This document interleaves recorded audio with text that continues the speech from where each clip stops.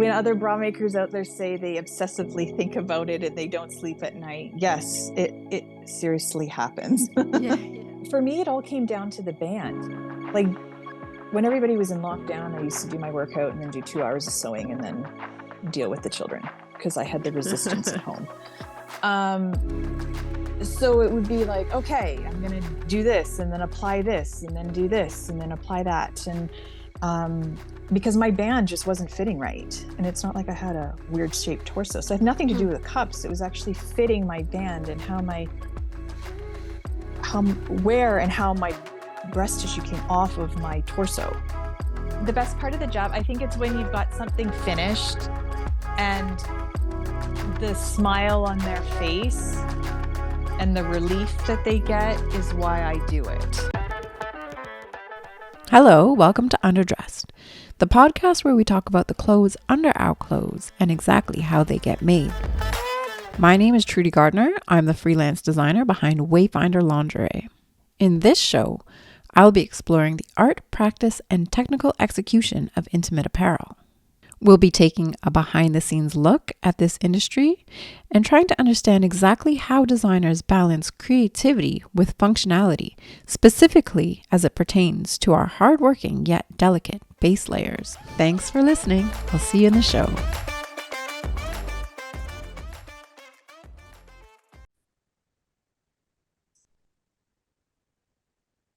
All right. Good to go? Mm-hmm. Yeah. Awesome. Okay.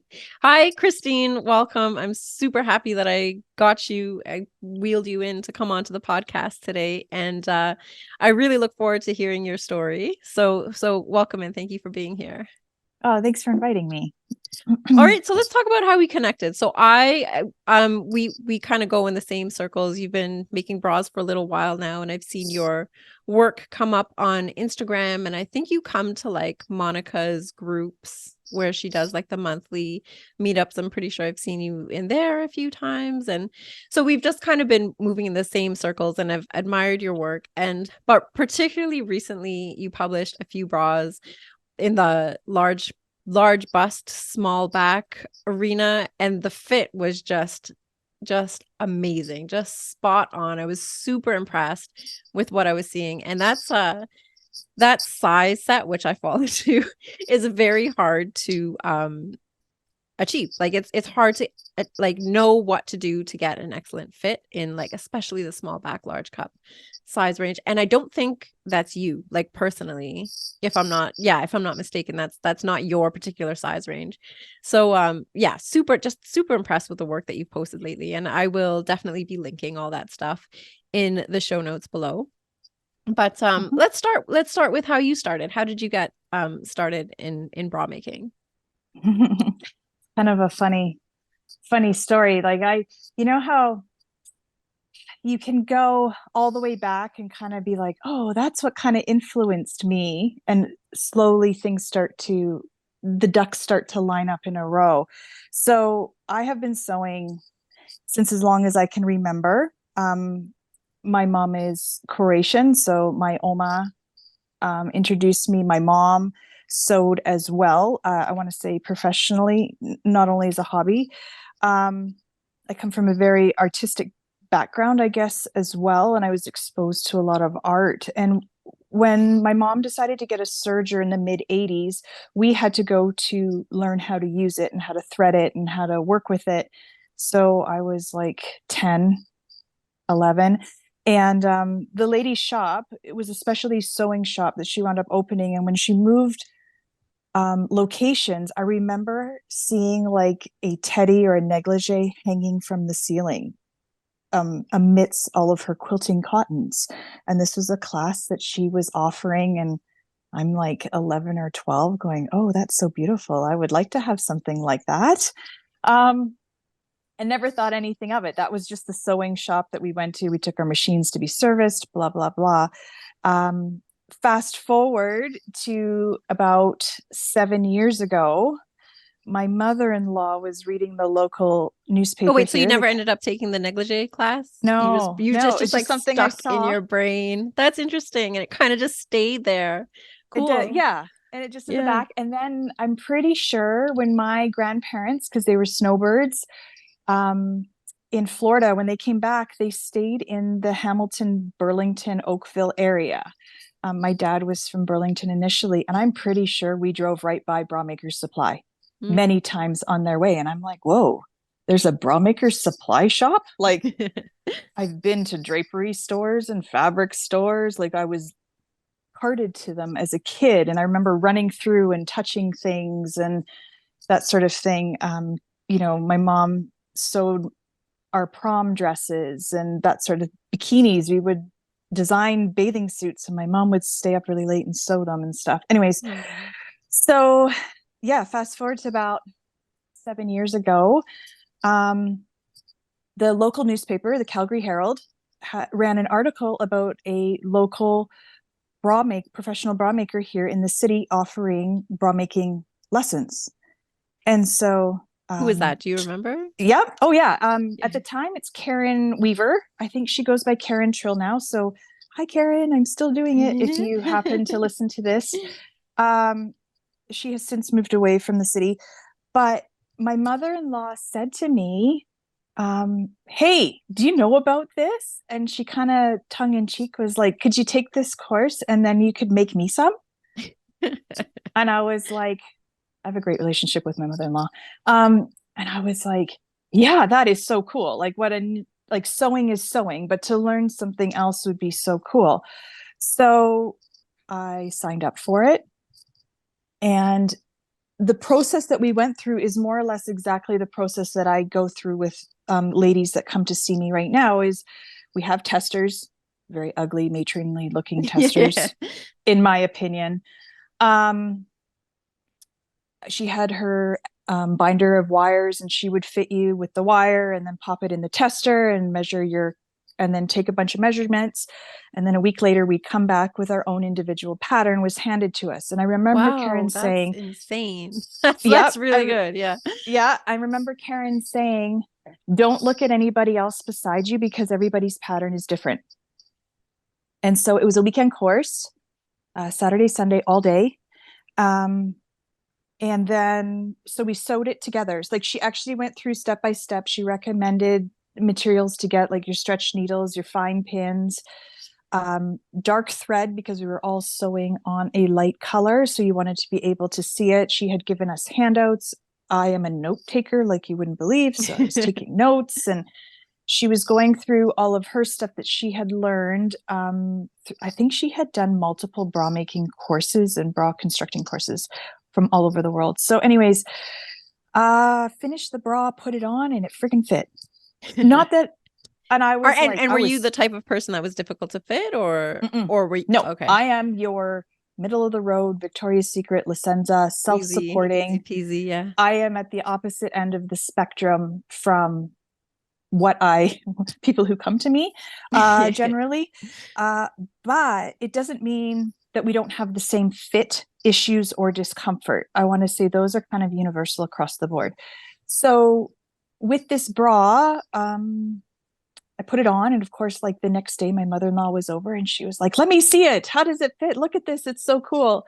And I was hooked. So then she offered more classes to become a professional bra maker, to follow and work in her footsteps. And I was her second class. I'm pretty sure that was going through things. And I always have so many questions.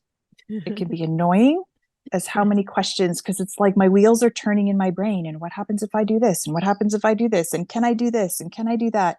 And all Karen kept saying was like, just give it time. I'm going to show you how you can deduct it. Because I was like screenshotting things online, right? Because it's like, wow, I can make it fit that much better. My mother-in-law, in the meantime, had paid for a service from her to have a pattern made. That's a service I also offer. Have a pattern made through her measurements, but I was the one sewing it. So it included fit sessions, but then I would go back to the sewing board and sew it. So I think my mother-in-law has more bras than I do. I think my mother has more bras than I do, homemade, because I I can still transfer between them. So yeah, sorry, Karen would make the pattern. So you did the class, but then for other people like your mother-in-law, Karen would make the pattern. You would sew it up and then fit on your mother-in-law and then go back to Karen for the fitting, or were you doing fitting adjustments at the time? You'd go back to Karen to be like, how do I modify this pattern? Okay. Yeah, because I hadn't done the fit class yet or the drafting class yet. I think okay. No, I hadn't. Okay, so what worked with Karen, the first class was your basic bra.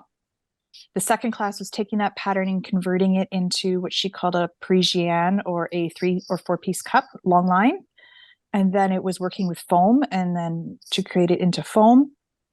And then I started my drafting course, and then it was the fitting course, and then it was, it just foam, and then it just kept going in. Yeah. Okay, sure. Yeah, so I hadn't taken it yet, so I was just sewing. Yeah. And I had gotten a new sewing machine in the meantime, and it was sewing beautifully. I even had the manual with me. I remember that she had said, bring your manual for your machine to the first class, just so that you can figure out everything, like to get your 1/4-inch seams and stuff like that. So yeah, sewing bras is a lot less fiddly than sewing Barbie clothes, that's for sure. As a kid, that's where you started, Barbie clothes. Oh yeah, doll clothes, Barbie. Have you seen the Barbie movie that just came out? No, I haven't yet. And I have a daughter who has no interest really in Barbies. Oh, interesting. So yeah, except when we go to my mom's house, and of course my mom has all of our old Barbies, so she winds up pulling them out. So I have a son and my husband, and nobody wants to see the Barbie movie with me, so I haven't seen it yet. Oh no. Yeah, I don't know. I don't know. I don't know if it interests me yet. Really? Yeah. There's so much hype around it, but at some point, I'm sure we'll watch it. Yeah. So my mother-in-law was hooked. So yeah, and then it was lots of experimenting. I want to say a lot of what I have learned. If somebody says it can't be done, or I don't know if it can be done, there's like a flip in my a switch in my brain that goes, watch me figure it out. Exactly. And that's always been my way. I've always walked a different path. I've never really followed anybody. Maybe it's my stubbornness. Like you look back, I was a competitive swimmer up until almost the end of university. And I had the opportunity to work with coaches that took a different approach to traditional coaching in many aspects of sports. So that was kind of it. There's something about being a competitive athlete that sets that, you know, how you said a second ago, if something can't be done, it makes you want to do it. There's something about being a competitive athlete that makes you just like know that your limits are so much farther than what like oftentimes other people who haven't been immersed in a competitive atmosphere, like you just know you can push yourself so much further. You know, the limits are so much further than what we like originally define for ourselves. Or there's always that you figure out that way to do it, or there has to be an easier way or a different way. Yeah, if what we're doing, exactly, over and over. And that happened with my swimming. You know, I was a butterflyer and trying to find more efficient ways to do it. And then teaching, I grew up with a pool in my backyard in Southern Ontario. So my sister and I ran a private swimming lesson business for like 18 years. So again, showing kids how to swim or learn how to swim, we developed a method that was more successful than your city lessons. Do you know what I mean? To get these learning kids how swimming. To learn, that's a skill, like that's transferable. Yeah, for sure. Yeah. So we did that. And then I have a kinesiology degree, so human biomechanics, human movement, that sort of thing. But I also, I'm the oldest of 3. I think I have a big teaching component or a caregiver component. So when I look back at everything I've done so far, I want to say like a life mission is almost to help people feel better, either to take them out of pain, to let them know there are different ways out there, that sort of thing. I have worked with personal training, but specifically in post-rehab, and always taking a different approach from traditional exercises to try and improve somebody's quality of life. So you finish physio, but you're not quite ready for everyday life. So you need that gray area of transitioning. That's my interest.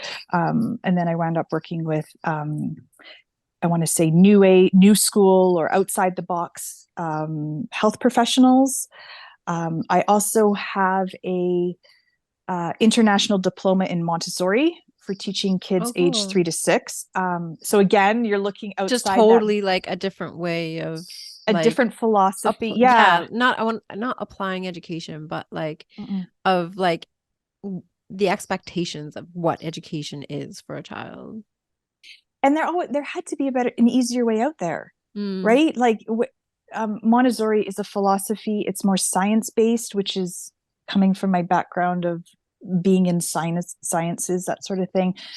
It's teaching children how to do it themselves and letting them fail, and letting them practice over and over and over until that inner they self. understand. Yeah, exactly. It's not you telling them that you're going to get there. It's not you telling them that like just keep practicing and like you're gonna learn how to read or write. It's like do it, understand that you fail, understand that like you make progress in small increments, and like you recognize your own wins rather than waiting for somebody else to tell you like, yeah, that's how you do it. This is we can have a whole podcast. I could sit and talk to you for a whole hour about like children's education, but this is so interesting to me because I was just listening to another podcast. It was with Dr. Andrew Huberman, and this will be linked in the show notes, but he was talking to Dr. Maya Shankar, and so she's a cognitive cognitive scientist, but what she specializes in is the way that we apply knowledge from like one sphere of life to a different sphere of life. And like her podcast specifically addresses the way that we look at like transitioning from one area to another. She was an excellent musician as a young child, and then as a teenager, and then she broke her hand or something. She had an injury for her hand, so she couldn't be a violinist anymore. And so she went through a transition of like, okay, what's next for me in life? And she had to look at like, so what she said, and like what all of her podcasts and all of her studies are on, like paring down to the core of like why she loved violin in the first place. And she said that was like, it was the connection, like finding connections with other people. So my point is, it's beautiful to hear you say like like all these different threads in your life, which I think are going to lead back to bra making is what we're getting to. And the true value that you find in all of these different areas is being able to help people. Yeah. So the beauty about Montessori is kids learn by doing. We all learn by doing, right? And the beauty with Montessori materials in general is that I'm pretty passionate about Montessori, is that everything is self-correcting.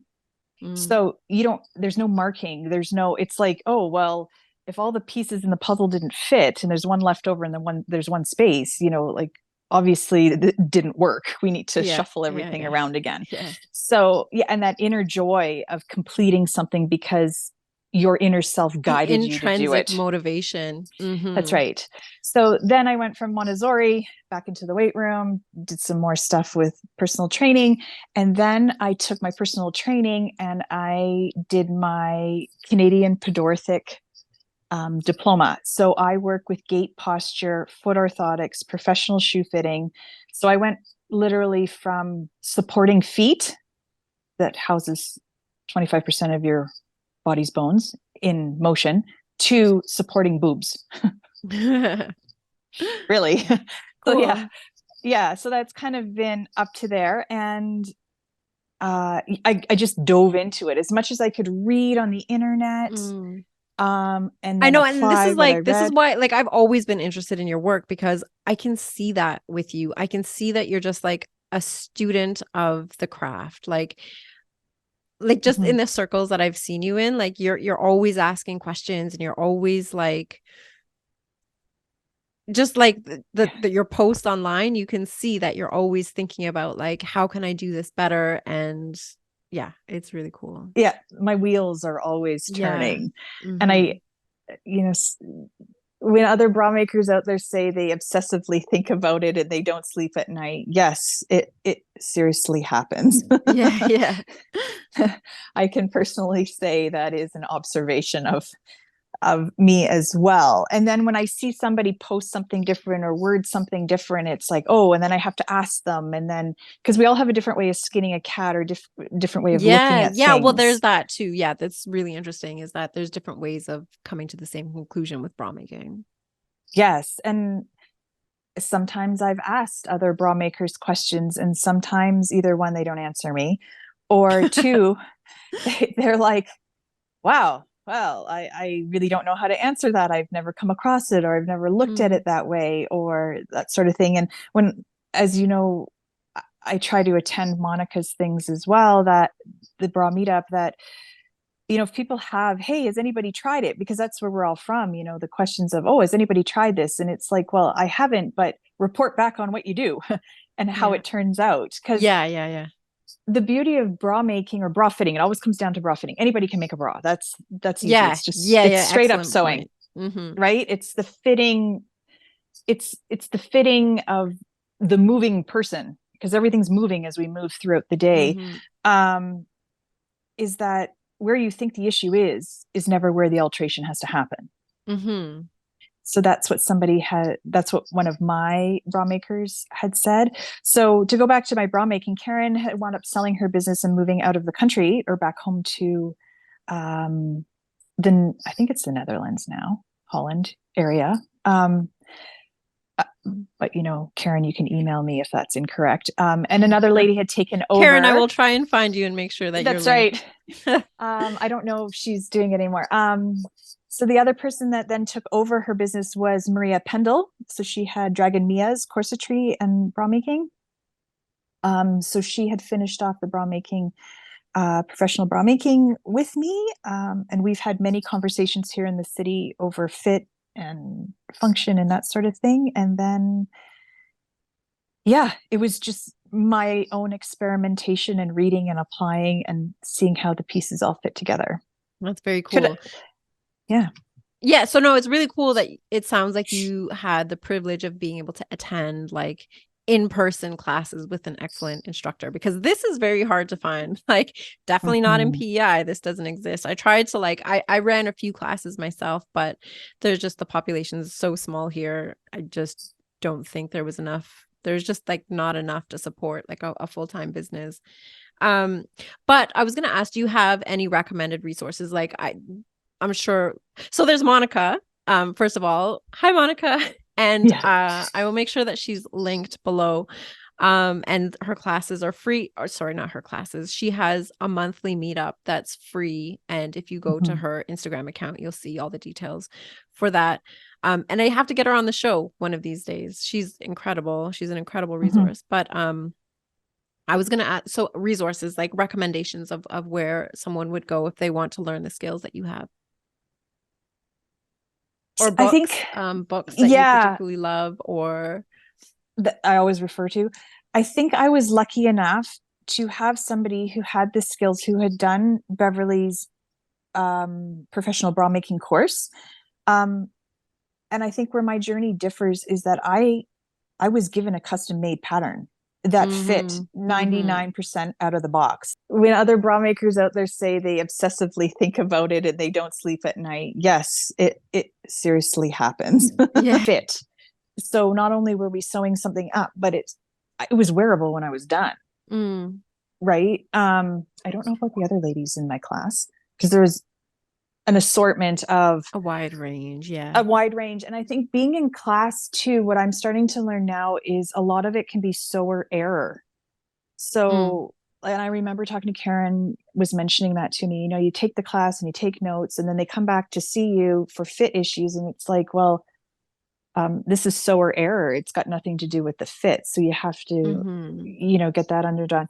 I am a huge fan of Beverly Johnson's stuff. I don't know if it's because we're Canadian. I have both of her bra making manuals. I've got her bralette book. I've got like all 4 versions of her Sweet 16 bralette. The How to Fit a Bralette book. Yeah, I have the draft book that she came out with, which was a little bit more specific than what was in the manual. Mm-hmm. And then cross-referencing it with what I had, the way that I had learned. And then the outside of the scope, I have her bathing suit book and that sort of thing too. Outside of bra fitting, I have Gina Rae, I think it's Gina Rae Designs. So she's been part of my process because she talks about drag lines. And I found that very applicable to bras. That drag lines always point to the area that needs modification. I've heard this. I mean, I try to apply this, but so that was part of that. I have done Jennifer Fairbanks drafting course when she came out with it. That was over the pandemic. So in that course, I more or less learned all about curves and how curves go on the body. I want to say that was the biggest takeaway from that. I could make a really good sloper or mock-up from her drafting pattern. I found it way more confusing than Beverly's. But I couldn't take it out of a horizontal line cup. Like it just did not convert for me. And I knew my sizes. I knew my bottom cup depth. I knew my cross cup seam, so I could manipulate it on the pattern and then wind up doing it. I think I have and I have Kristina Shinn's book on underwear design or something like that. I've gotten a few other ones, but to be honest with you, it's like Beverly's has, the Bra Maker manuals have everything that you need. Every time I pick it up, I open it up and read it. It's 7-8 years later, it's like, oh, there's the part I was looking for. It's all in there. Yeah. Like it's a huge resource when it comes to it. And I have both manuals because both of them are very different. Well, she has 3, right? She has the original one on like how to make a bra, and then she had another one on how to draft a bra, and then she came out with a third one like 2 years ago. The bathing suit one, or are you just talking about the bra making one? There's Bra Maker manuals, only volume 1 and volume 2 as far as I know. And then so there was volume 1 and volume 2, and then she had one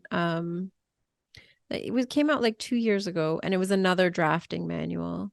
I think that was just the specific drafting. Just for drafting? Yeah, so, it was more specific than what was in the manual. So you never looked at that one? Or you don't No, I have it. Oh, okay. Oh, I do have it. Oh, yeah. Oh, okay. Yeah. Yeah. So Beverly Johnson is how I learned as well. Like her craftsy classes I thought were really, really well done. And yes, they are. So yeah, kudos to Beverly Johnson. I have those too. The craftsy classes. When I started my journey, I tried to take in as much as I could. Natasha from the Bra Makery used to have a blog up, and then something happened, and I don't know if she's got it back up and running again. She had some interesting stuff about drafting as well, and then cross-referencing it with Kristina Shinn, and then cross-referencing it with Foundations Revealed. Had some stuff on drafting a bra that I applied. For me, it all came down to the band. Like when everybody was in lockdown, I used to do my workout and then do 2 hours of sewing and then deal with the children because I had the resistance at home. So it would be like, okay, I'm going to do this and then apply this and then do this and then apply that. And because my band just wasn't fitting right. And it's not like I had a weird shaped torso. So it had nothing to do with the cups. It was actually fitting my band and how my breast tissue came off of my torso.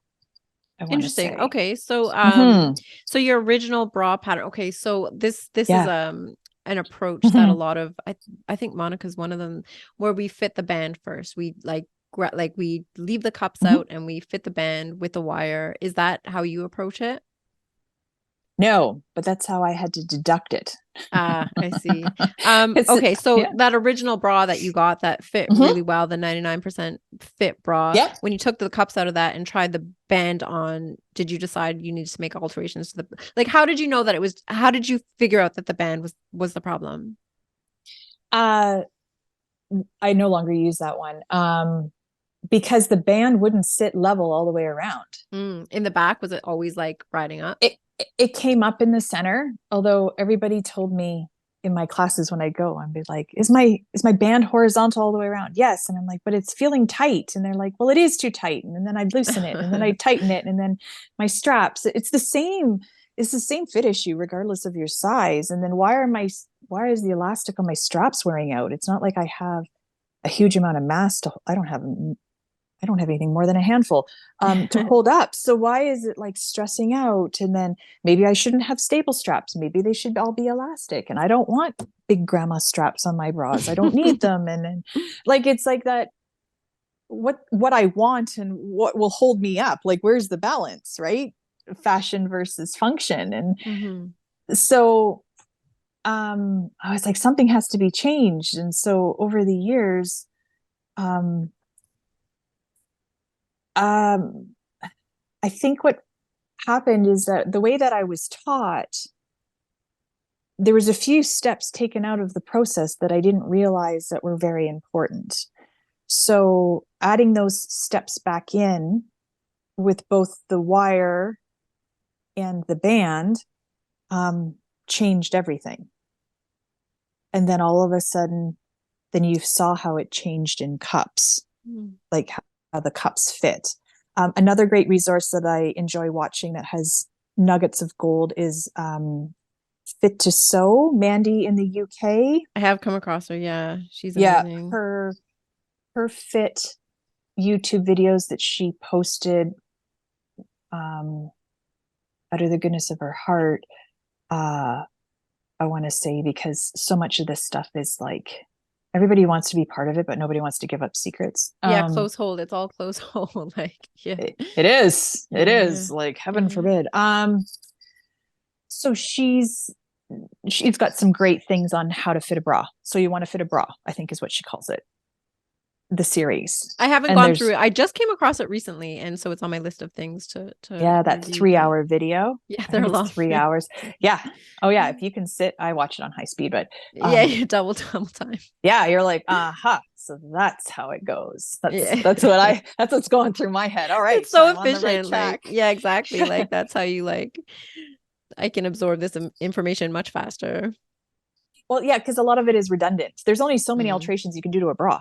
Right? Only like so many places that you can like add or you can alter over and over and over again, and you can go around in circles. So what I've come to the conclusion now is that usually it's that starting size. If you don't start with the closest size out of the package, you are going to be dancing around in circles to fit, because proportionally it's just not quite. Everything changes. Yeah, exactly. If you don't start with the close size, then it's just everything needs to change when you like alter your sizes. I want to circle back around to your band. So you said like there was like a few key things that you identified as what needed to be changed. Can we talk about those? Yeah. So, or a few key steps that were missed that you said like yeah. So when I was taught how to draft, and then I saw the draft book, and Jeanette had posted that on the Bra Sewing Bee a few years back, things started to make more sense. So I didn't understand why we took extra measurements across our rib cage on the bottom of the band and then top of the band to the side body, and then never used them in the draft. I was like, how does that work? And then I figured out that you have to do that for the slope of the back band, because depending on how your torso is shaped at the back.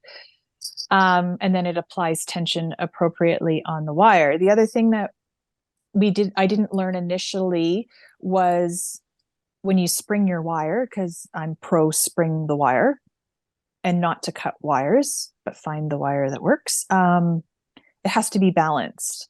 So the balancing of the wire helps with comfort and the way it pulls as you apply tension to it around the body. So those were two key concepts that I learned. Beverly goes over it in her book, the draft book, exactly how to do it. But initially I had started the Bra Makery, Kristina Shinn, and the Foundations Revealed all talked about, and I called it this way for ages, was that 5mm rock back. That's what I called it. Yeah, that's those sort of like the standard. Yeah. And so Yes. like I don't have a wire near me, but Yep. like for our viewers, if you're watching it like that now, like when we draft the wire, we start with the wire like this, and then we to figure out the how much we want it to splay, we just tilt the wire. It's 5mm, right? I think that's the standard for your 30. Is it 34B? 36B, because it's a 36 wire. I think it's it depends. Of an inch. Yeah. So yeah, what I've learned is that it's probably a 34B is what I'm thinking of. Yeah. So you just like you rock it back a quarter of an inch to figure out what the splay is. But now what we're saying is that like depending on the size, like you might want more splay or a different amount of tilt. Yes. The bigger the wire, the more you can splay it, because there's more wire to spring open, right? They're much easier to spring than a shorter wire. So that all comes into play on how it all works. And comfort wise. So then once I figured that out, and then I had to figure out, it was Jennifer actually who caught it. We were doing something with fitting my band and my cups, and she said, take your wires out and send me a photo like on Facebook and stuff and see how it fits. And I had all these drag lines on the inside of the bottom part of my cup, which indicated that my bridge at the bottom needed to be wider, which makes sense. It's the shape of my rib cage. So yeah, widen the bridge, and then you have to, counterbalance everything else, and bada boom, bada bing. And it's like, oh, so that's what it feels like to have a bra that doesn't ride down. Okay. Because I was having the same problem as everybody else. My bras are like sliding down because they go to the path of least resistance. So what do? You tighten the band up more, you shug, you pull your straps even tighter, and then so you're trying to hold it up, and it's sliding and flattening, and I want everything as much up front as it could be, and it's squishing and going into my armpits, like I said, regardless of size, we all have the same fit issues, right? Yeah. So that was totally kind of it. Okay, so let me just summarize. So what you missed in the original drafting steps, then you were originally taught when you learned how to when you finally figured out the fit for your band, was that was figuring out what the appropriate tilt of your wire needed to be, and how that related to the side seam, or like how that related to the angle of your back band. Yep. Okay. And then you figured out that you also had to widen your bridge. And then when you widen your bridge, that would affect the tilt of your tilt of your wire and the angle of your back band, which all of that. So when you widen your bridge, all of the rest of that would have had to also been addressed. Does that make sense? Did I get it? Cool. Yep.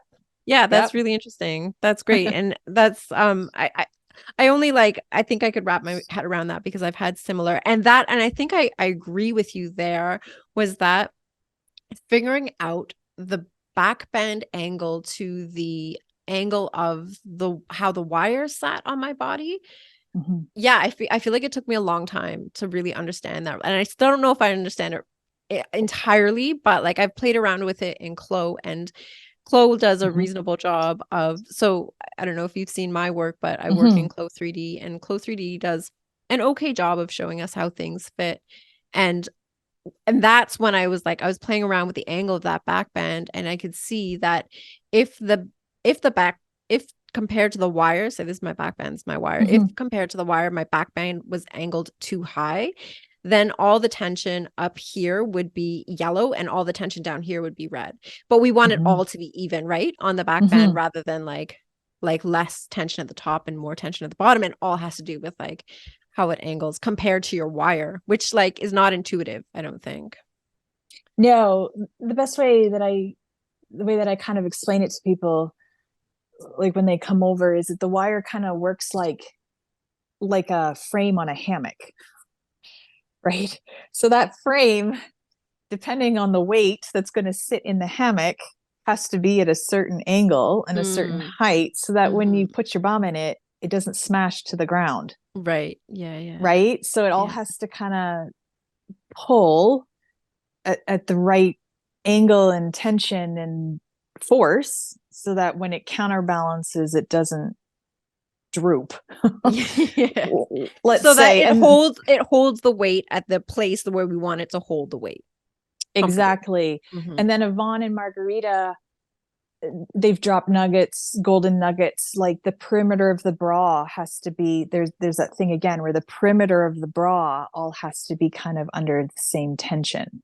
So they're Yeah, right, it's exactly. the Yeah. elastic edge. So Yeah. you have that from the strap at the back all the way across the back band into the underarm to the strap tab at the front. There has to be That whole tension this whole applied. tension. Yeah. Yeah, that Mhm. upper band.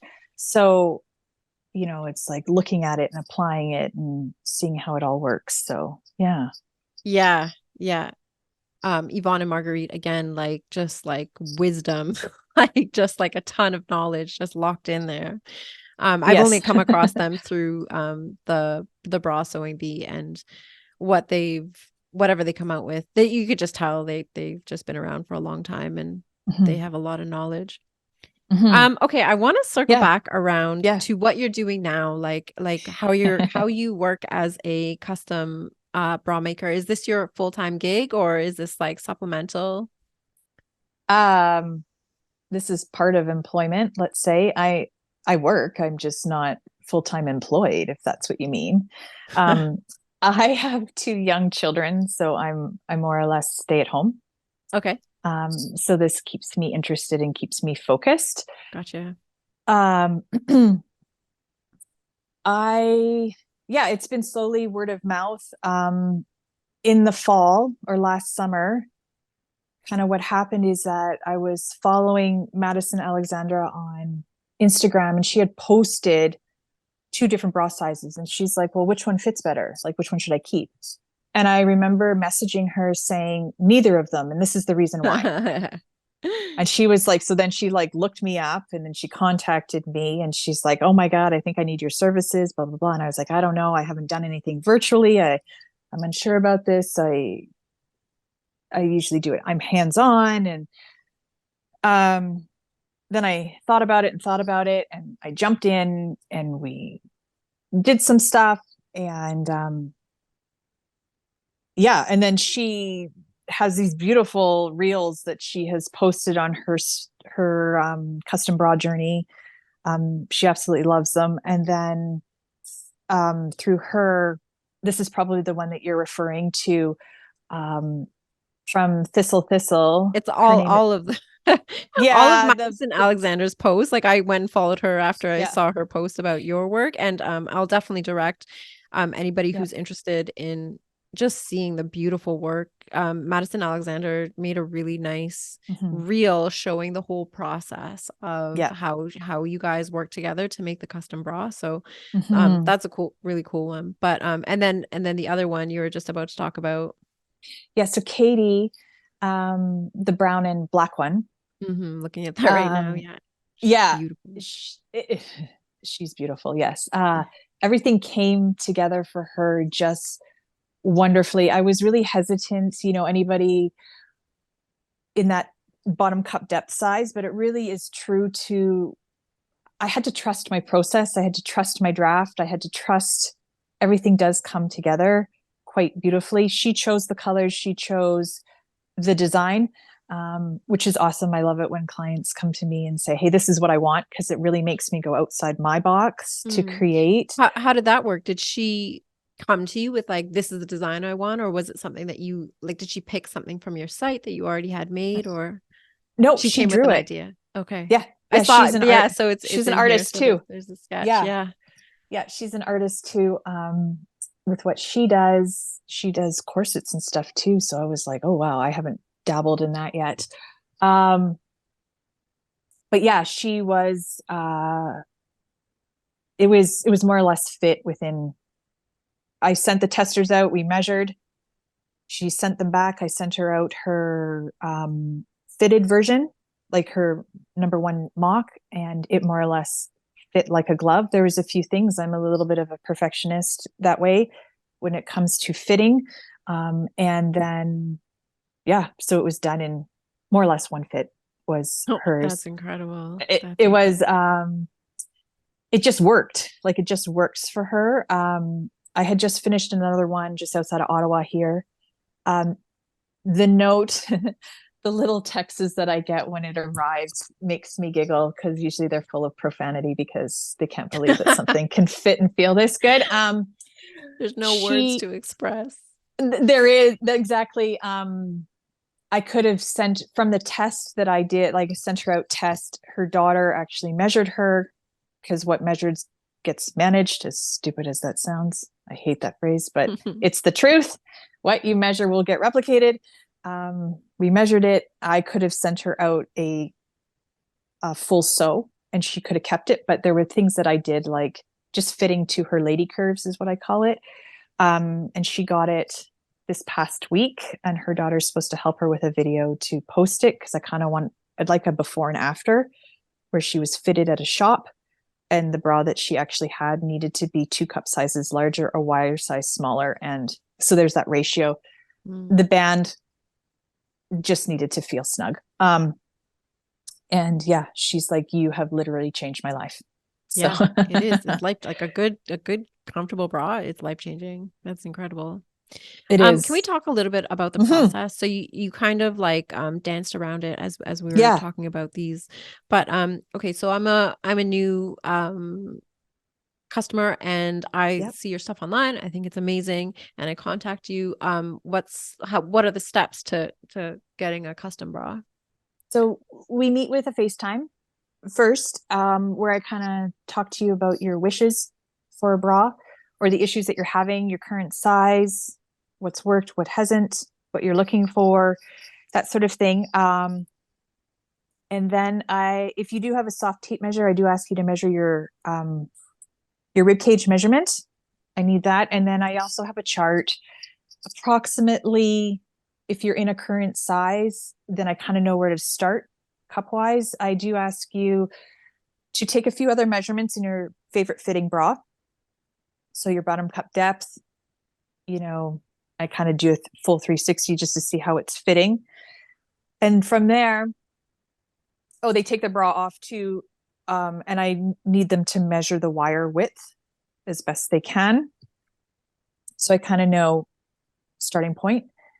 And then they pay me via PayPal if you're in the US, or e-transfer in Canada. And then I put together a little package of them where I have found in the past with my testers, when we initially did them, they were all like 30-inch bands.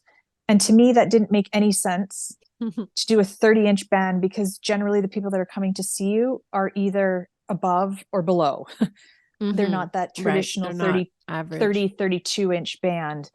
So I had decided to make all my cups in frames. And then I did all my back bands separately and labeled. And so I sew the back band to the frame so they can get as close as a fit as possible, because trying to put a 30-inch band around somebody who has a 42-inch chest with extenders just doesn't work. Yeah. Again, there's got to be a better way to do this. So I use their rib cage measurement as an approximation of how big the bottom band should be. So I attach different back bands to the frame. And then usually I send them 3 cups. Are these sewn on, or do you have do you have removable back bands, or how does that? I have, they're removable. Oh, cool. Smart. I'll show you. So this, like, here's my cup in my frame, in the frame, right? And then I have separate back bands. So when you but when you figure out what their size is, you sew them on. I do sew them. Yeah. Gotcha, I sew the gotcha. side seam up.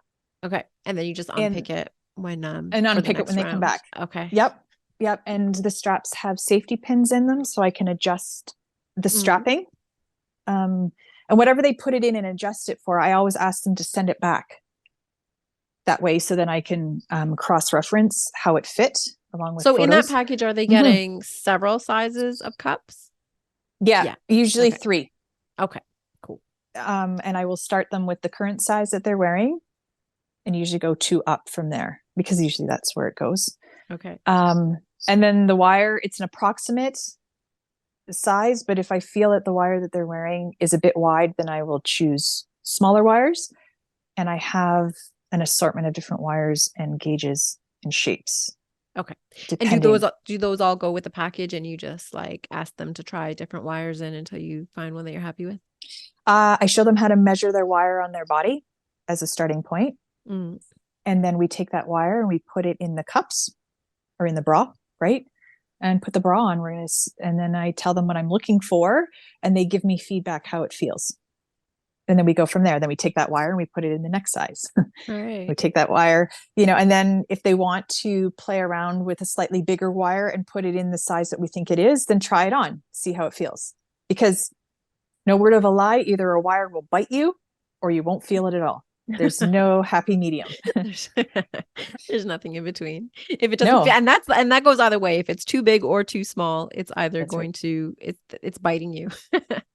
Yeah, it is. You're constantly poking at it. Yeah. So and then we take the measurements from there. They send the package back and I go to work in the meantime. They choose their colors, that sort of thing. And then I ship it out. When I'm done, I unlike others, I do it in dissolvable thread. Okay, so your first, not the testers, but the first fitting goes out in dissolvable thread. Yes, so it's regular thread on the top, dissolvable on the bottom. Brilliant hack. I love that one. I use it as when I discovered it. Whoever recommended it to me, thank you. It's a pretty good one because I feel like it, like you said before, it's well, you didn't say it, but it's fairly easy to sew a bra, but it's very hard to fit a bra. So, like, if you get the fit right, then it's pretty easy to sew it again. But if you get the fit wrong, then it's a pain in the ass to have to like it's either a waste or it's a pain in the ass to like unpick it. Yeah, it's like 42 seams or 47 seams in a bra. We did count it at one time. It's just for ease of taking something apart. And I don't usually wet it. I just pull it. I pull the thread with I did pliers. discover that it works pretty good. It does. There's a bunch of fluffs, but there's something about the soaking that I don't like. And then I reuse what I can because usually it's just darting out or curving up is usually what has to happen from there. And then, as long as you have to take in rather than try to add. That's right. Yeah. So sew it up, and usually that, depending on how that first mock fits, will depend how many additional. But if nothing changes in size in the meantime, and also showing people how to wear their bra correctly. The straps don't have to be bulletproof. Right? Yeah. Usually it's the relief that the band is doing what it's doing. Oh, this band feels so good, right? Or taking your straps off. It's like getting a nice hug when you get like a good bra. It's just a nice hug. Yes, it is. And then it doesn't move, it doesn't wrinkle, it doesn't warp, it doesn't pull. You put it on and it stays put. So with the big, specifically with the small frame or small band, larger cup combination, I have found 2 layers of power net works wonders. I've never actually tried that myself.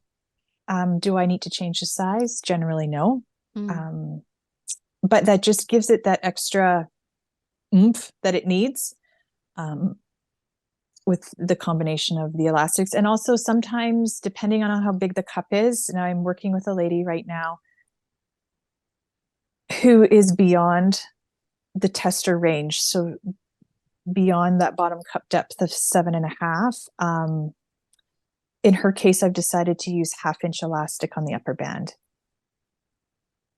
just because there's just so much to counterbalance on a 30-inch frame. Interesting. Yeah. A 30. So she has a 30-inch frame, and she has, that would be like 2/3 of a watermelon.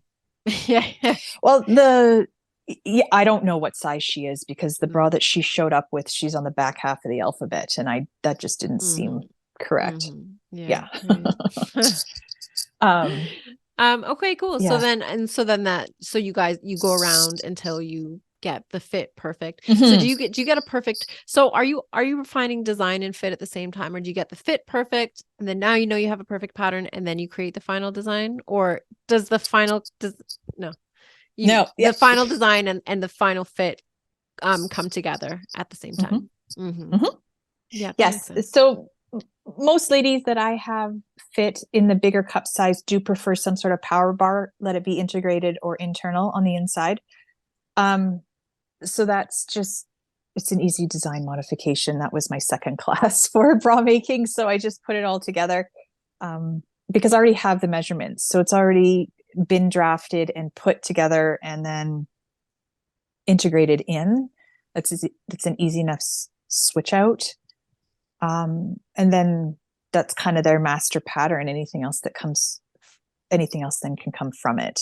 It's easy. Yeah. It's an easy enough switch. Yeah. But most don't.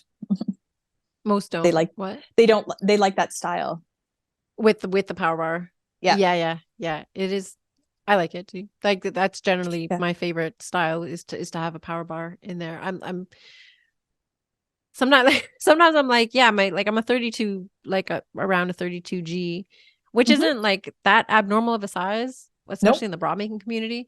But I feel like I'm on the borderline of whether I need to have a power bar or not, and I prefer to have one when I do. It stops that side boob rubbage. Yeah. It keeps things a little bit more directed up front. Yeah, exactly. A little more support where you want it. Yeah, the seam helps with the strap and shaping as well. It's not so actually, now that you're saying flat. it too, I think that maybe having that like extra material supporting the outer cup might even have a lot to do with maintaining that tension along the underarm and the upper back band. Maybe. Yeah. Okay, so that's the process. And question about patterns. Yeah. Do you start with like the Bra Maker supply patterns, or have you drafted like a full size range of your own block patterns? Do you draft a pattern based on measurements? So I use the Bra Maker Supply classic bra pattern as my testers. I think that's a golden rule. That's the way I was taught. Initially, when I was taught, it was version 1 of them, and now they redrafted them, and I actually ripped mine all apart. I unpicked them all, reused it, and then made the new ones from salvage what I could, and then had to cut new ones as we went. And they do fit really well. Well, you saw they fit fantastic. Everything's up above the wire line, and we're up front and perky and up where we need to be. Okay, so that's the bra maker. Oh, yeah. So the ones that fit you really well are the Bra Maker Supply classic bra. That's what I take my measurements off of. Okay. And then I draft from there. Okay, gotcha. Because everybody has a slightly different curve or proportion, and sometimes I have to draft. When you get into like the smaller wire, bigger cup, you draft the bottom cup with the wire that's suggested, and then you draft the upper cup with the wire that fits, and then you blend them together. Oh, interesting. I guess would be the best way to do it. And I think sometimes people get really hung up on the wires, and I don't think we need to be hung up on the wires. Generally in the bra making community out there, I think they don't need to be as small as you think they need to be. I think is a good way to put it, because they don't, especially the heavy duty. And I love the heavy duty wires from Jennifer Fairbanks as well. They work wonders for the counterbalancing the larger cups. my favorite seems to be the short vertical for her. Okay. Which is very similar in size to, or shape to, the Carmen wires from Emerald Erin. Oh, interesting. Just that more rounder, shorter shape, because not everybody who has projection has got room and height between their boob and their armpit. They're not necessarily tall. Yeah. That's right. Yeah. So I find that works sense. really good for them. But yeah, I don't know.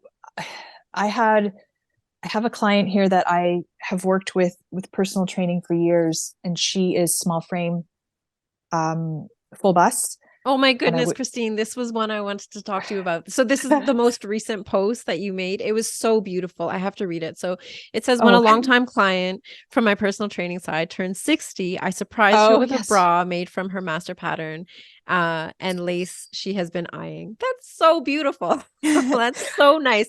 Like that's so crazy that you're just a person with these skills and you just made like we said before, like you just want to make people's lives better. Like that's a pretty nice way to achieve that goal. That's amazing. Well, when you get somebody who's turning 60.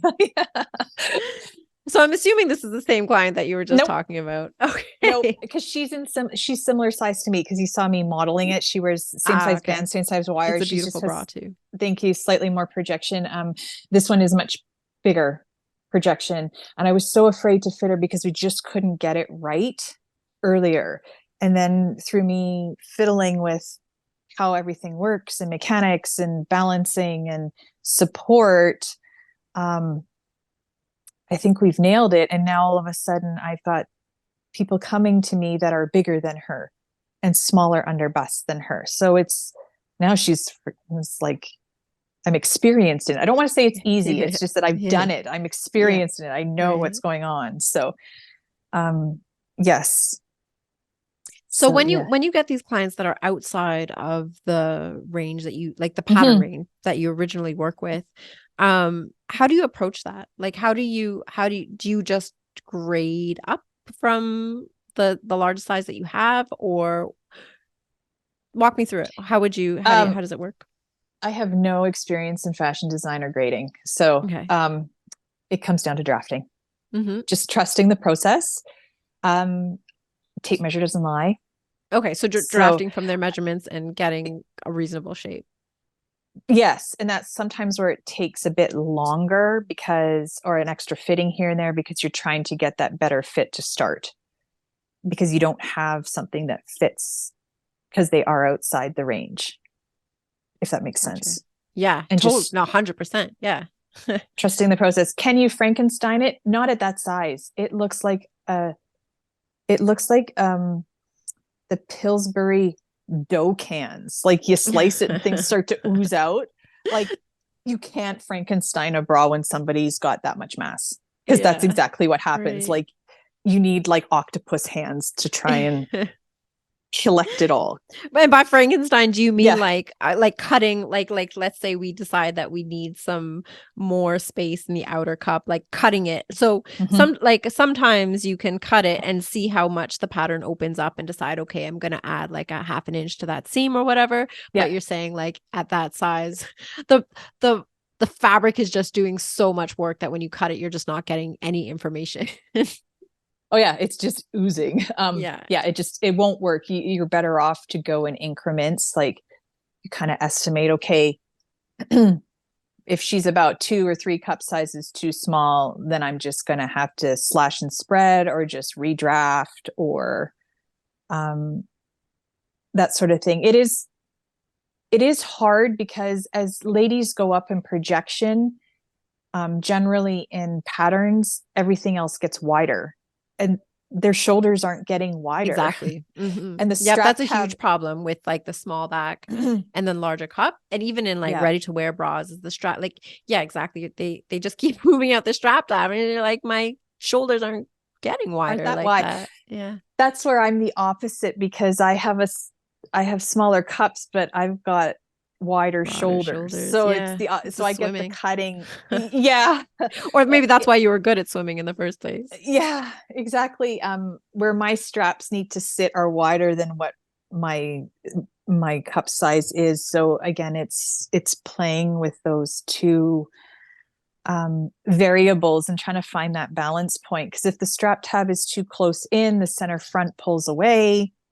I've done it many times. Yeah, like you just go around in circles, and then you move the strap tab out, and then it's falling off their shoulders, but the center front is in, and then so it's like, what's going on here? Why isn't this working? Yeah, so you can understand going around and around in circles. Yeah, how it works. Yeah. So and it needs to be comfortable. Yeah, absolutely. Small increments are the way to go, which are much harder to gauge when you're working with like a larger mass in general, or a larger like size. Like, what is a smaller, like you don't want to be going millimeters and then like having to do way more work. You just want to get it right. I do just want to get it right and just get it fitted. So what I had done, I had waited earlier on in the summer here for watermelons to go on sale. This is going to sound ridiculous, but I wasn't paying like $17 for Was it that much? They were $10 here the other day, and I was like, last year they were $7, and this year they're $10. Yeah. Yeah. So I wanted like an ovoid shaped watermelon, not the round ones, because boobs are not round. They're ovoid, like how they project. So not omega, but projected. There's a difference between the two, and I think it gets the terms get tossed around a lot. So we can stop on that point for one sec. We'll come back to watermelons in a second. They get tossed around, but I would argue that the pattern alterations are generally the same. Or I would like to hear your opinion if that's not what you think. There's projection to wire size, right? Approximately. And usually your bottom cup depth, what's the ratio? Bottom cup depth to cross cup seam is ×2 plus up to 2 inches. Okay. I've never heard that one before. Usually anything more, and that then makes that's sense, where yeah, anything more, and you have to do that blending between upper cup, lower cup, and the wire sizes difference. Yeah. But an omega is like way small wire, and then it goes out. It doesn't come straight back to the wall. So a watermelon, I decided I was like, I'll just take this watermelon, and I like measured on a wire size, and it wasn't the biggest wire size. I think it was a 54 wire. I'm like, I'm going to tape it on the watermelon at about here. So like 2/3 of the watermelon. So I had projection. It didn't go in. Okay. And then I took my not cling wrap, but press and seal. And I started like paper mache. Okay. Gotcha. My watermelon, and walked and then marked the wire. And then I drew on cups seams because I wanted to cut it apart and then have a look at what the pattern was doing. Yeah. Because ultimately that's what's happening with a projected breast, right? Like you can only compress it so much, and then it goes out everywhere else. Right? Like volume it's like Play-Doh, right? You squish it and it comes out of your fingers.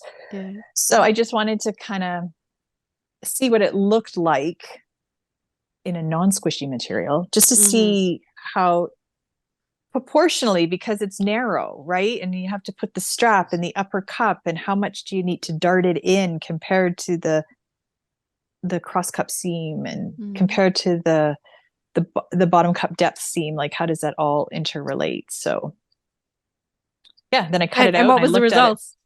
Press and seal does not go flat after it's been curved like that. Yeah, so I've had a problem even like with trying to do that with myself with my own bras. You know how like they said like, oh, you want to change the seams, just like draw the new seams on your bra and cut it out. And I'm like, well, it's not a flat piece of, it just didn't work out for me, because I was like, it's not that doesn't make, like when you cut it out, you still have curves left on the pattern pieces. So you do.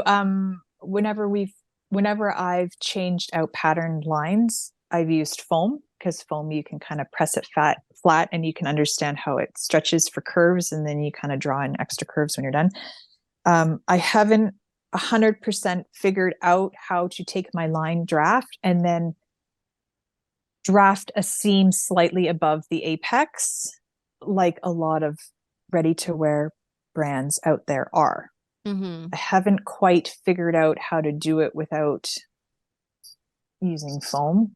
Foam is just quick and easy, I guess. Yes, but the press and steel doesn't go flat, but at least you kind of have an idea of the shape of it, Of what the shape should look like. Yeah. So it's again, it's finding that starting point and then being able to pinch out and manipulate as best you can, and then taking measurements from there. That's the hard thing about one of the hardest things about fitting on people and bras is soft breast tissue, because like it can mold.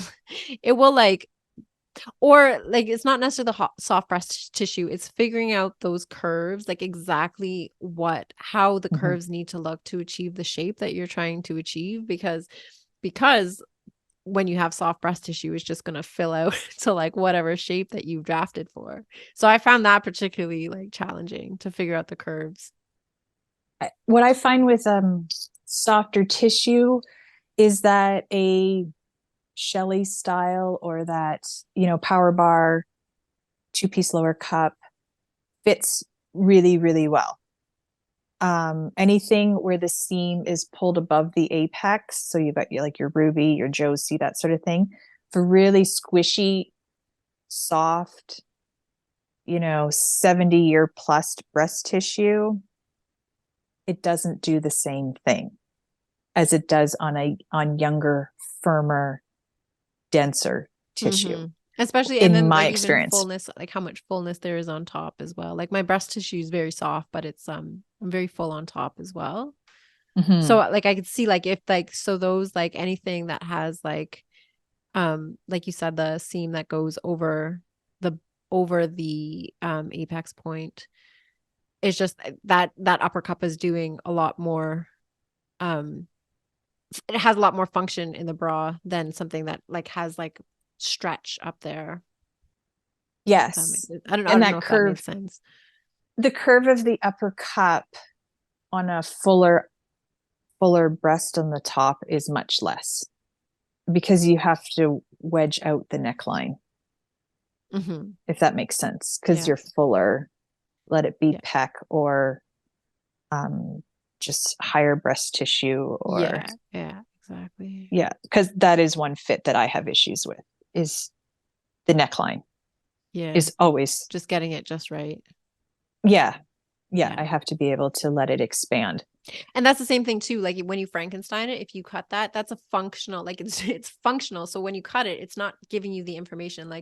If you cut it and it opens up 2 inches, you're well, that it's supposed, it's doing some work. It's holding something in there. So you don't need to apply that whole 2 inches, but you do need to apply some of it if it's cutting into the breast tissue on top.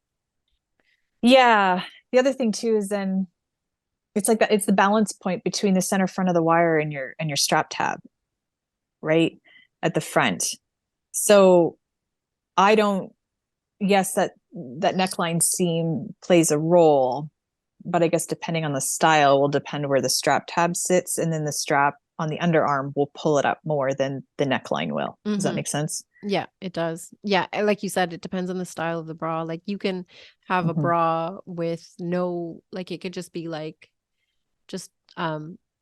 doesn't have that depending on the style of the bra, that upper cup doesn't necessarily need to do any function. But I'm looking at some of yours here, especially on the brown and black one, you want to get that upper cup right, because it's it has it's holding the whole cup, it's giving support from the top as well. It's so beautiful. She sent me a quick video the morning that she got it. I was oh yes, this is why I do it. My alterations are either going to work, either it was going to work and work beautifully, or it was going to be a complete disaster. That's kind of the way I think of it when I pop it in the mail. Yeah. All There's right, no happy medium. you've answered like all of my questions very beautifully today. I was super excited to talk to you. Do you have anything else, like any last words that you want to talk about on the podcast before I let you get on with your day? I don't think so. I think I guess Instagram's been my best place where I've had people contact me or learn about what I do. I'm always willing to share, what I've learned and that sort of thing. But it does come down to spending time and just doing it and doing it over and over. Yeah. And the other thing that I've learned as well is that a slight blip even in body composition or water retention will change everything with fit. So hormones affect it.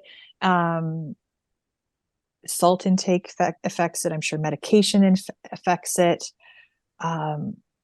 And what I've had to move away from now, the lady that I had, Karen, who I initially learned from, was full bust, small frame.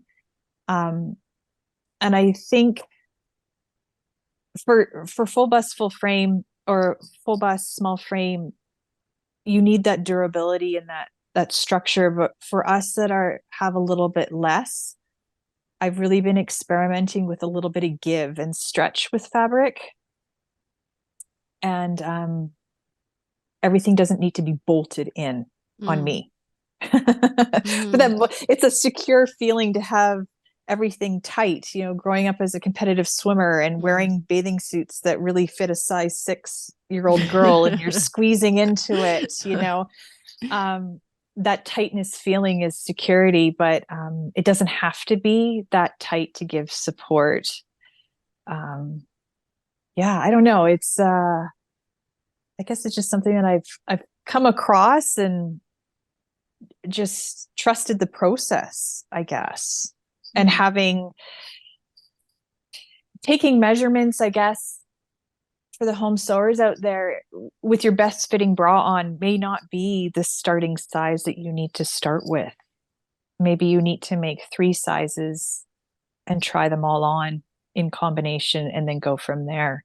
Because sometimes you mean, messing, if you were sewing your own bra, like maybe like don't just start with one, start with 3, like 3 sizes, so that you can like get a good And because trying to match your wire and then modify the wire line and then try and adjust the cups, like I think you're going to skew a lot of things before you've even started. Yeah. Right. I definitely have that experience. Yeah. And then your pattern, and then you have this really weird looking pattern and you're like, I don't know, like where to go from here. Yeah, exactly. Why isn't it lining up? And why is it pulling funny? And things aren't, because when I fit somebody, I'm in the original pattern with their wire. Right. So pop it in and see how it feels, see how it moves on your body, because we aren't stationary. We aren't mannequins. And I try to have that come across on my Instagram page, or if I post on Facebook, that I'm fitting, it's on real bodies, because real bodies is what we wear it on. Anybody can be on a hard mannequin and make it look great, but then you put it on a body and you're like, oh, ugh. Yeah. Because not all of us are hard and perky and everything else, right? Yeah, totally. So, I know, and I work in Close 3D now, and that's what I always say. Like, you can get a starting point. You can get like, and if you have an idea of what your pattern is supposed to look like, or you can bring in a pattern that, if it's a 34B, and you can try it on this 34B avatar, and you will get some information. You will get a starting point, and then at that point you can take it and then try it on a human body and see how the soft tissue affects it, and what the actual root of this person looks like, and all the other things, and how it moves. That's a huge part of it too, is how it moves, how you feel in it when you move, and how the garment moves. Yeah, we're not stationary buildings. Exactly. The other thing too is that I remember doing my classes, and you can go up a wire size and down a wire size within the same frame, same cup, same everything else. Yeah. You don't have to modify everything Yeah. for Is freaking when three yeah, 3/8 exactly. of an When you go inch. yeah, exactly, one or up or down one wire size. And I find that like you were saying before, even with like how your body changes throughout a month. Like sometimes a 40 Mhm. wire is more comfortable for me, and sometimes a 38 wire is more comfortable for me. So Yes. that's just part of it. And So sometimes, actually, yeah. so as you were saying that, I want to come back Mhm. to the sports bras that you made for Maison Alexandra. Madison, So yeah. sorry, Madison Yeah. Alexandra. Yeah. Maison. I know. It's like, where are we going? French now? Yeah. That's not close at all. The house. Yeah. So yeah, I was curious, and I Yeah. never got to ask this yet, but how did you approach? So it looks like they're all made out of duplex. They are. And so did you think about the function of the sport? Did you have to make a lot of modifications to make it functional as like a, because they're not compression bras, but they're what, encapsulation bras? Is that how you would describe them? Her wired one is a typical wired sports bra. Mm-hmm. End of story. Like that, Yeah. that was her pattern. She liked having that additional strap tab section on the side. She liked, I can't remember if the top of that was power net or not. So I made her two, and then we wound up Hard to changing say, the yeah. wire. This I one sent looks her like down a it's wire, and she needed a duplex. bigger wire. Yeah, like she needed the next size wire up. And I said, I sent you down the wires. I want you to try them on, pop it in the bra, because we were talking about, she shows on her feed about pinpointing issues or pressure points on her bra, and we talked through that. And I said, well, pop the wire in. It's either going to work or not. Like, let's give it a try. You have it. She put it in. She goes, oh my God. Oh my God. Like, Yeah. And it felt so much better. That's right. The other one, the Duoplex one, was not that it was out of the Kristina Shinn book, but that's where we started with an idea. It was like, oh, hey, look at this one. This is pretty cool. And coming from a background of podorthics and shoe fitting and shoe modification and that sort of thing, everything in his running shoe is support for laces on how you tie it up. So after, really what I did is I took her master pattern, put it all in foam and cut. That's what I did. Okay. And then I just smoothed it out. Okay, so on foam the does curves. work Yeah. for you then. Yeah, I haven't, like I said, I haven't had works for her success with too. it, but I should give it a try. Give it a Like, try. and that's cut and sew bra foam. Yeah. Yeah. Yeah. And so so we use Duoplex, and so no modifications. So no, like to give her extra support so that she didn't have as much bounce in her bra. That's just a standard bra made in Duoplex. Like I feel like I would want to like make the bra a little bit smaller, or you know what I mean? Do you know what I mean? Like more Yeah. like maybe change the curves so that it gives you a little more like hold. So with that one, believe it or not, is I used her original pattern of the bra that was too small in her post, because she's like, I got bigger, and I used that pattern for that, because initially when we did it out of what do you call it, scuba. Okay. Scuba. And did I line it with power net? I can't even remember. And it was way too big. Like it went on her and it just didn't hold everything in. She prefers something a bit snugger. So I was like, screw this, I'm going to try it in Duoplex. The only thing that, interesting. Yeah. So I did it compressive, but it's also higher. It comes up higher on her chest. Okay. And then it was brilliant because the crossover pieces actually prevent bounce at the top, just like shoes. And then she wanted extra wide straps because she was recovering from a neck injury, which I was coaching her through as well. But I don't know, I finished it, and then I had a dream, and I'm like, man, I think I just checked up all the boxes on here unknowingly. Yeah, you definitely did. You definitely yeah. I don't know how many, I was asked if I was going to bring out a pattern like this. I don't even know where to start with something like that. Just because I don't know the sizes that would be available. I need to make me one for starters. Yeah. It just happened to work. I've done sports bras for other people. I've used the Ingrid. I've made my mom an Ingrid for skiing. And then I've just taken their wired patterns and just like Beverly's blog says, you know, to give it a little bit more underarm coverage, a little bit higher at the neckline. Okay. That sort of thing. And then I just tacked, in her case, I just tacked the wires in on this other client. And then she just had extra fabric with elastic on the top. And she does everything with it. So it's just that whole, I don't want to say encapsulation, but you've just got everything on the right side of the band, I guess. Yeah, but everything looks amazing on Madison. Yeah, true, she does a very good job modeling it, but I'm glad that she it fits and it's still allowing her to do what she loves to do and not have to feel like things are literally jumping out the top or the bottom. Yeah. Or the sides. Yeah. I feel like maybe it's the duoplex that's like the key. It's magical. One of the main keys to like a good sports bra. Yeah. And I think using it in the right places, maybe with the right direction of stretch, it just worked. Yeah, I guess it depends on how much compression you want. Right. And I liked it because it was separated, but it was fat. I thought it was a little bit fashionable. Like the style lines on it are really nice. It's not your typical let's call it sports bra pattern from the last 35 years. Yeah, exactly. It's definitely modern looking. It doesn't look, it looks modern as opposed to like if you look up underwired sports bras, they're just so like heavy. There's just so much to them. And this looks like it's doing the work in a minimal way. You know what I mean? I've done like other sports bras that I've done. I've lined it with that wickable fabric on the underboob part so that stuff can wick away.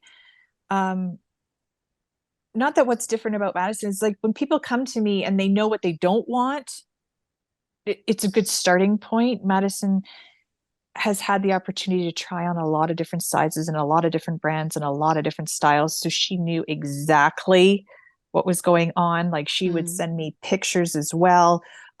She's at the bra and she's literally, or at the gym, and she's cutting her bra because it's cutting in because it's so tight. And then she's realizing it's totally affecting how things are supposed to be supporting. And it was quite an interesting journey that she's gone on too, realizing how things all work. But the engineering of a bra, like it's a whole story in and of itself.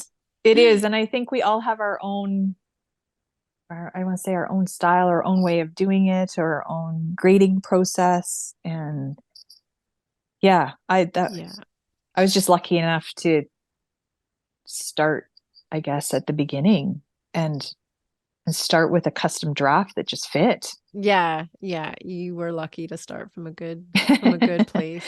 Not when you look at the Facebook groups, like so many people are like, I've made myself 5 gazillion bras now and not one of them fit. You know what I mean? Like it's hard. It's hard to do. Like if you don't find a good starting place, it's very hard to get yourself to a place where you find a good bra, because it's hard to find somebody like who really knows how to draft a bra. And it's hard to find, like, you know, it can be expensive. Like it can be an expensive hobby. So it is. I have yet to go to the local bra shops here in my city.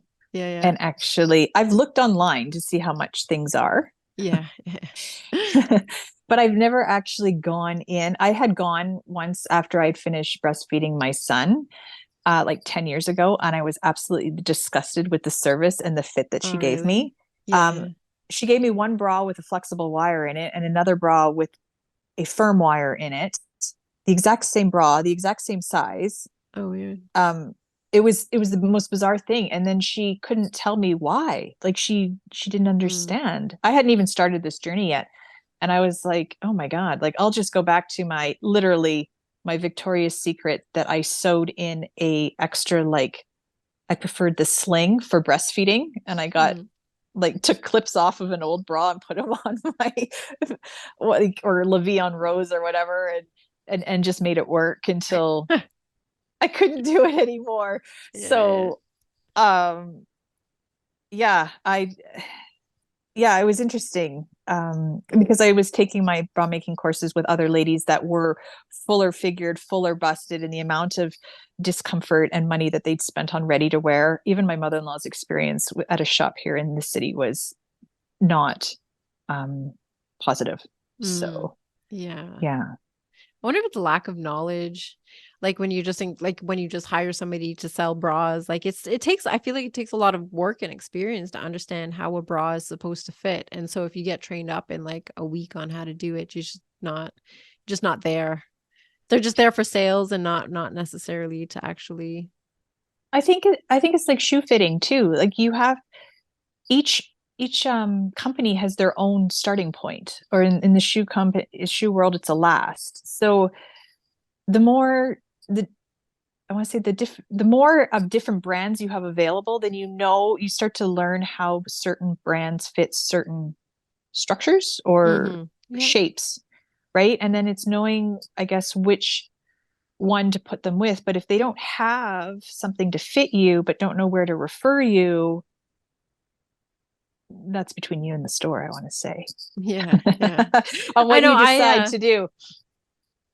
I went to one a lot when after I was done breastfeeding, or maybe it was like, towards the end. And she was great though, because she was like, they didn't have anything that fit me. And in the end, she was like, yeah, nothing works for you. Like, we couldn't find anything. And she was like, yeah, we just can't find anything. Like, and we left it at that. Yeah, I've also had ladies that I've done my bra making course with, even just switching out the wire in their current bra to your wire that fits you better and is more comfortable, changes the whole way the bra fits. Yeah. For me, that's the problem, is that my breasts are more projected. And so just for like, for most brands, the wire that fits me does not match the volume that the cup is designed for. So that would probably work now. I just make my own bras now. So yes, but for lots lots of people to deal with that anymore. Yeah. That's their problem. I had met online with another lady where she was trying to get a cup to fit her size, and her wire is literally kissing her scapula up and under her armpit.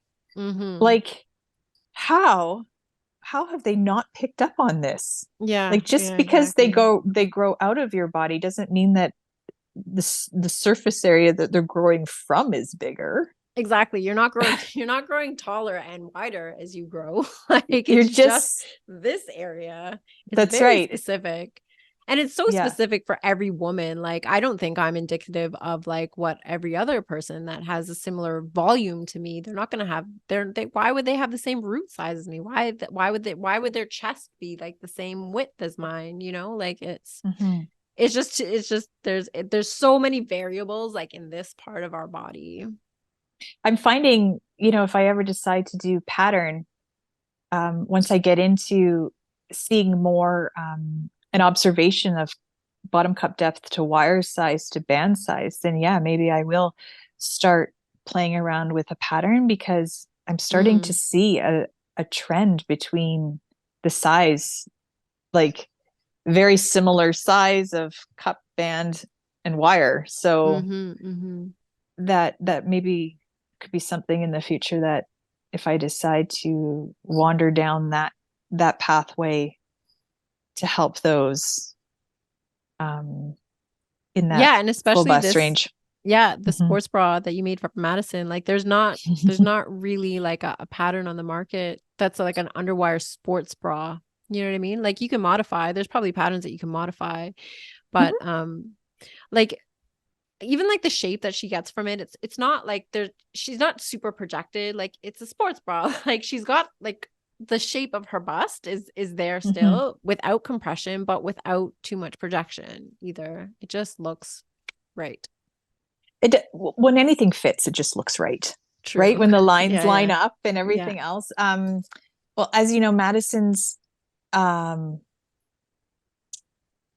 which I think I just got a thing that I think Were my you bra doing? was, no, Oh, receive. the bra that I made in to the other lady. I think she just posted it, but I'm not too sure. Ooh, I that's know. exciting.